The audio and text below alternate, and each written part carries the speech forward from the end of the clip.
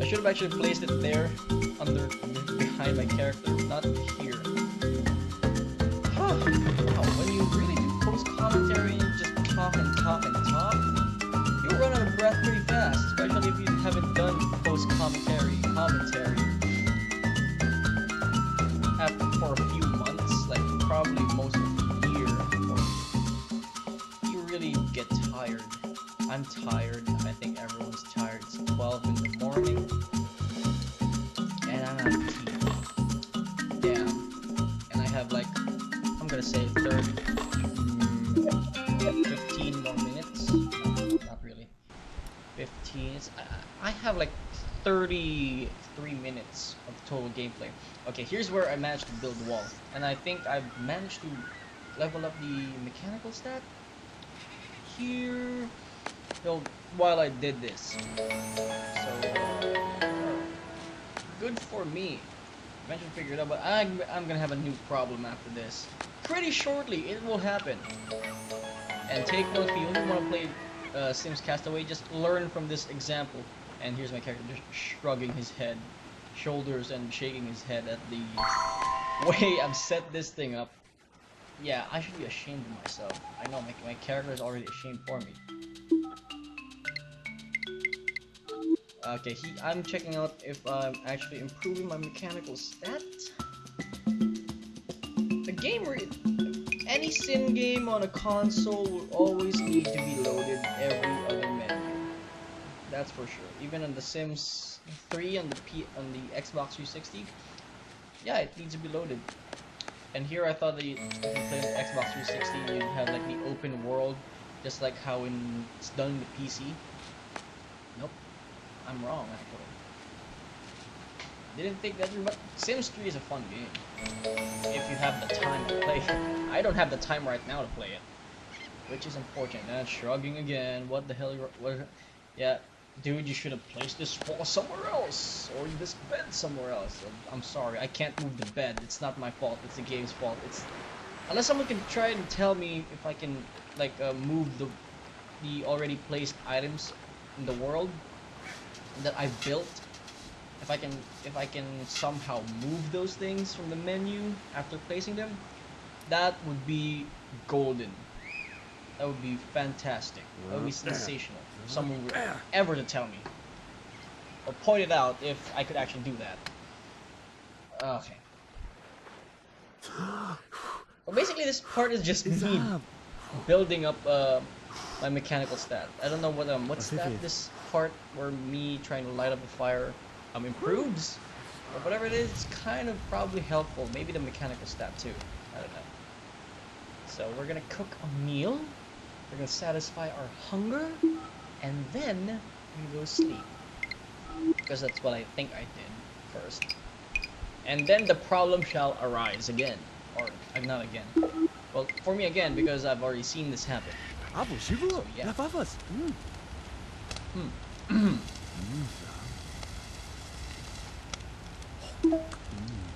Speech.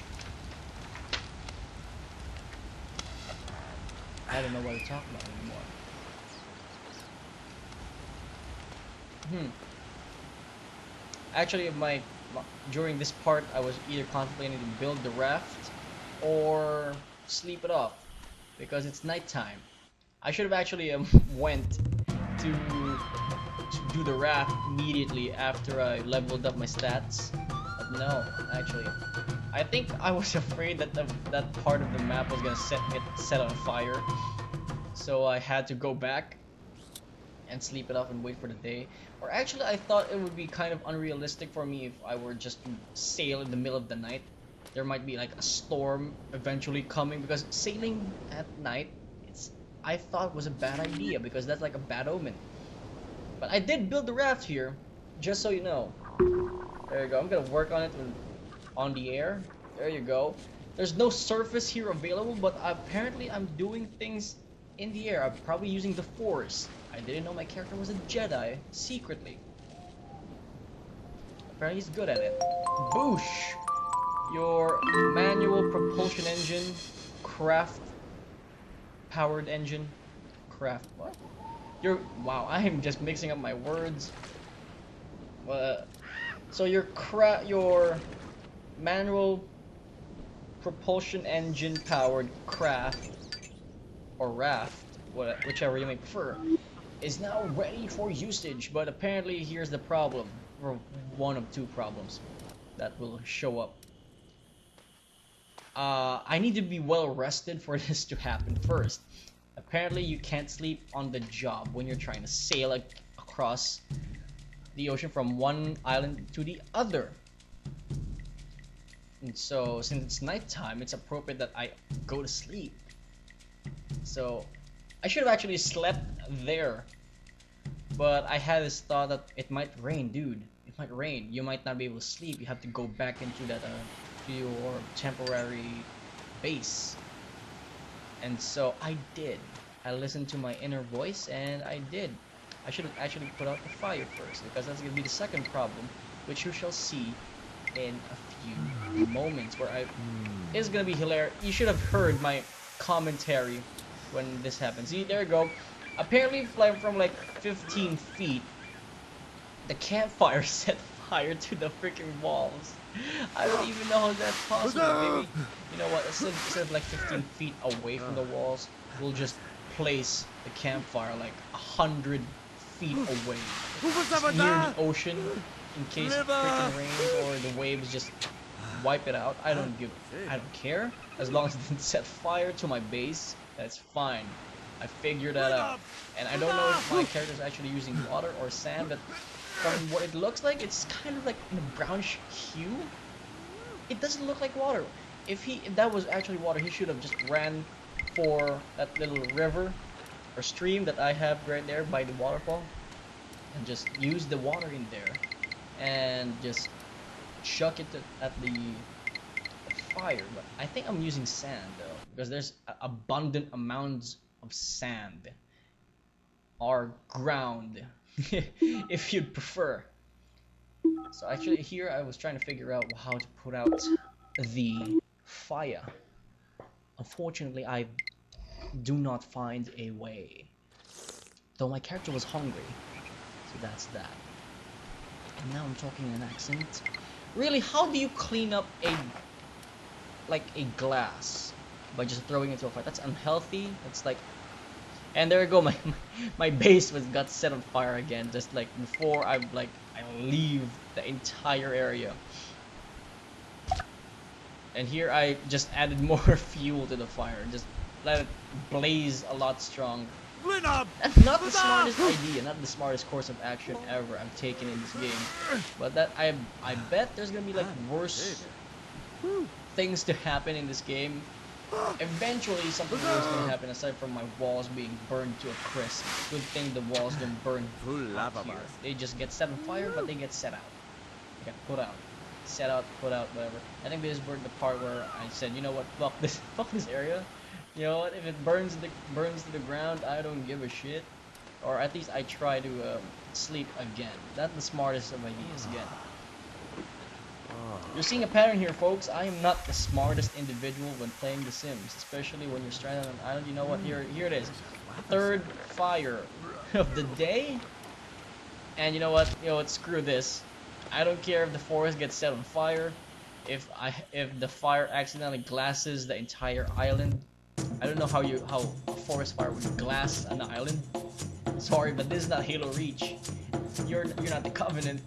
You can't glass an island by just starting a forest fire. But I didn't want to see the forest burn. That's for damn sure. That was unintentional. If I knew that the fire could reach that far, I would have not placed the walls there. Actually. And good thing my roof has not yet been set on fire by then. When I got that. See? First problem? You don't have enough energy. You can't nod off when you're paddling across the ocean. You can't do that. That would be insane in the membrane. You won't be the most rational person ever. And breathe. Whew. Also, you know what I noticed when I'm doing live commentary? I get lightheaded, I get lightheaded whenever I do those things. I think because I'm not really that well trained of talking straight for that amount of time, like 30 minutes. You keep talking and talking like that, and it's not always a common thing I do every single day. I just do that probably once a month for recording because I managed to divide these sessions into 4 parts. This one's gonna actually be 2 parts only. I'm gonna record tomorrow after I come back home. I think. Looking at my cell phone. Okay. And I'm gonna have to record like 2 sessions tomorrow or later. It's actually 12 a.m. now. So yeah, that's how it is. I'll probably try to record up until March. So there's gonna be like a lot of things that I won't be able to talk about as that happens. Speaking of things to talk about, there's like this new outrage about YouTube and the gaming community and the content ID system.